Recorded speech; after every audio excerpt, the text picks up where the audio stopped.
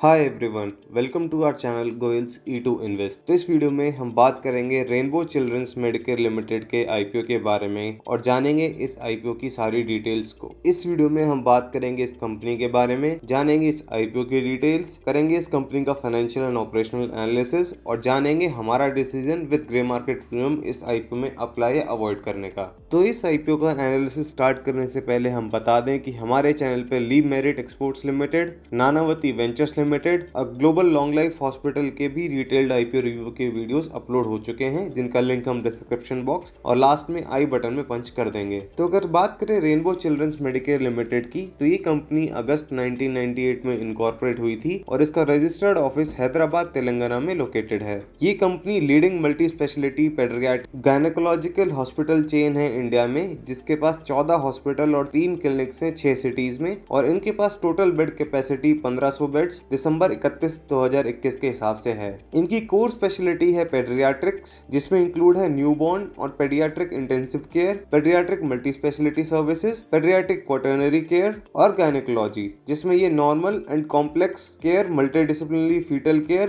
Prenatal, genetic and fertility care का भी treatment provide करते हैं। अगर बात करें इस कंपनी के स्ट्रेंथ्स के बारे में, इनके पास एबिलिटी है कॉन्सेप्चुअलाइज, क्रिएट एंड ऑपरेट करने की स्पेशलाइज्ड चिल्ड्रन हॉस्पिटल्स को। इनके पास leading paediatric multi speciality health care chain है, जिनके पास बहुत ही स्ट्रॉन्ग क्लिनिकल एक्सपर्टीज है मैनेजिंग कॉम्प्लेक्स डिजीज में। इनके पास कॉम्प्रिहेंसिव प्रीनेटल केयर प्रोवाइडर भी हैं, जो इस synergies between paediatric and obstetrics को प्रोवाइड करते हैं विद गायनेकोलॉजिकल सर्विसेज। इनका हब एंड स्पोक मॉडल है, जो प्रोवाइड करता है सिनर्जीज बेटर केयर के लिए और एक्सेस करता है पेशेंट्स को इजीली। इनके पास एक प्रूवन एबिलिटी है attract, train and retain high calibre medical professionals को। इनका एक बहुत ही स्ट्रॉन्ग ट्रैक रिकॉर्ड है ऑपरेशनल फाइनेंशियल परफॉर्मेंस के साथ, जिसको हम आने वाले पार्ट में डिस्कस करेंगे। और इनके पास एक एक्सपीरियंस सीनियर मैनेजमेंट टीम है, जिनके पास स्ट्रॉन्ग इंस्टीट्यूशनल शेयर होल्डिंग का सपोर्ट है। तो अगर बात करें इस आईपीओ की डिटेल्स की, तो इशू प्राइस इस आईपीओ का कंपनी ने रखा है 516 से 542 रुपीज के बीच में।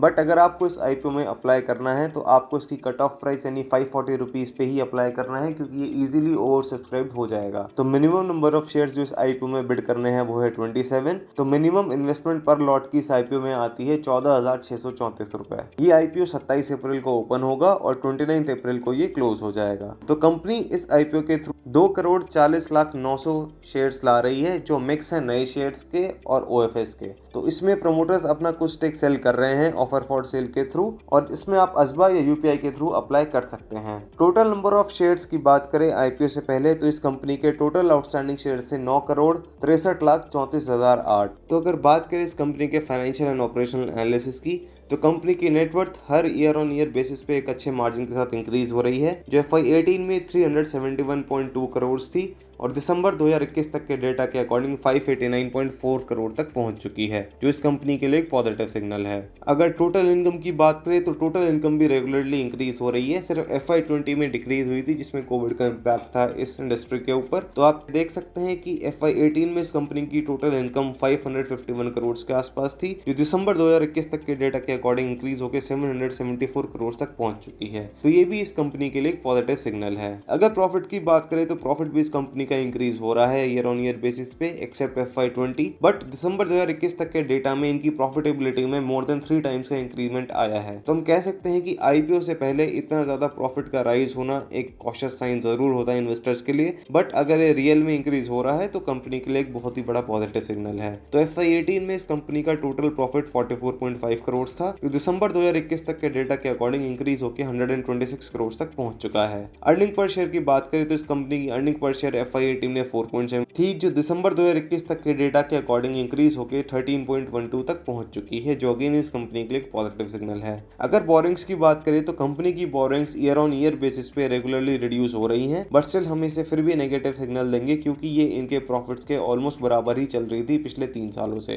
तो FY18 में कंपनी की बोरिंग्स थी 52.6 करोड़, जो दिसंबर 2021 तक के डेटा तक रिड्यूस होकर 40.6 करोड़ तक पहुंच चुकी हैं। अगर net cash flow from operating activities की बात करें, तो FY18 में इनका cash flow from operations 127.2 crore था, जो दिसंबर 2021 तक के डेटा के अकॉर्डिंग इंक्रीज होकर 193.7 करोड़ तक पहुंच चुका है, जो इस कंपनी के लिए एक पॉजिटिव सिग्नल है। तो आप देख सकते हैं कि कैश फ्लो फ्रॉम ऑपरेशंस में इतना इंक्रीज नहीं आया है जितना प्रॉफिट्स में आया है, तो डेफिनेटली इनके प्रॉफिट्स कहीं और से जनरेट हुए हैं, तो इसीलिए ये एक कॉशियस साइन है इस कंपनी के लिए। अगर पी रेशियो की बात करें तो पी रेशियो इस कंपनी का FY18 में 114.34 आता है, FY19 में 91.55 आता है, FY20 में 127.52 आता है और दिसंबर 2021 तक के डेटा के अकॉर्डिंग 41.31 आता है। तो पी रेशियो को हम न्यूट्रल सिग्नल दे रहे हैं, जिसे हम आगे वैल्यूएशन एनालिसिस में डिस्कस करेंगे। तो अगर फाइनेंशियल्स की ओवरऑल बात करें तो ये एक स्ट्रेंथ शो कर रहे हैं, but sudden increase in profitability एक कॉशियस साइन देता है हर इन्वेस्टर्स को किसी भी आईपीओ के आने से पहले, क्योंकि इनकी प्रॉफिटेबिलिटी मोर देन 3 टाइम्स से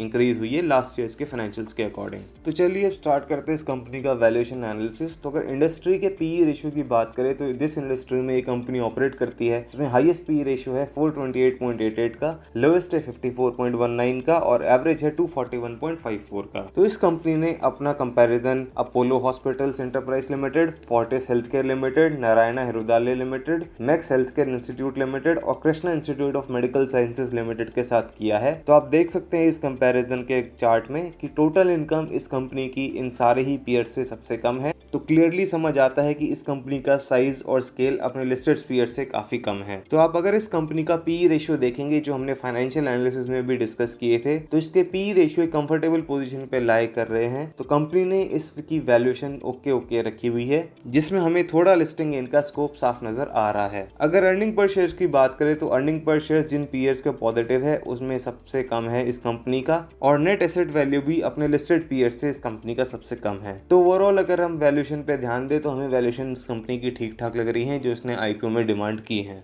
अगर बात करें इस कंपनी के ऊपर लिटिगेशंस की, तो इस कंपनी के ऊपर एक significant amount of litigations pending है, जिसमें इस कंपनी के ऊपर लगभग 25 करोड़ के आसपास की पेंडिंग लिटिगेशन है और 1 करोड़ की पेंडिंग लिटिगेशन इनके डायरेक्टर्स एंड प्रमोटर्स के अगेंस्ट है। तो जो कंपनी लगभग 40 करोड़ का प्रॉफिट अर्न कर रही है FY21 के डेटा के अकॉर्डिंग, तो उस पर ये 26 से 27 लाख की लिटिगेशन का होना एक बड़ा सिग्निफिकेंट अमाउंट हो जाता है। तो इस आईपीओ में हमारा फाइनल डिसीजन जानने से पहले हम बता दें कि हमारे चैनल पे ऑप्शंस बेसिक्स का वीडियो अपलोड हो चुका है, जिसमें हमने डिटेल में एक्सप्लेन करी है कि क्या ऑप्शंस होते हैं, कैसे उनके प्रीमियम कैलकुलेट होते हैं और कैसा उनका पे आउट या पे ऑफ डायग्राम बनता है। तो इसी तरह से हमने बिरला सॉफ्ट लिमिटेड और के कल्पना लिमिटेड का detail share analysis video upload कर दिया है, जो आपकी हेल्प करेगा इस दोनों कंपनीज में इन्वेस्टमेंट डिसीजन बनाने के लिए। तो अगर बात करें इस आईपीओ में हमारे फाइनल डिसीजन की, तो इस आईपीओ में हमें थोड़ा सा लिस्टिंग गेन का स्कोप नजर आ रहा है, बट हम कॉशियसली इस आईपीओ में अप्लाई करेंगे। तो हम इसका सब्सक्रिप्शन स्टेटस ऑब्जर्व करेंगे डे 3 तक, एंड अगर सब्सक्रिप्शन स्टेटस इसका सिग्निफिकेंट रहता है तो डेफिनेटली हम इस आईपीओ में अप्लाई करने का डिसीजन बनाएंगे, सिर्फ और सिर्फ लिस्टिंग गेन के लिए,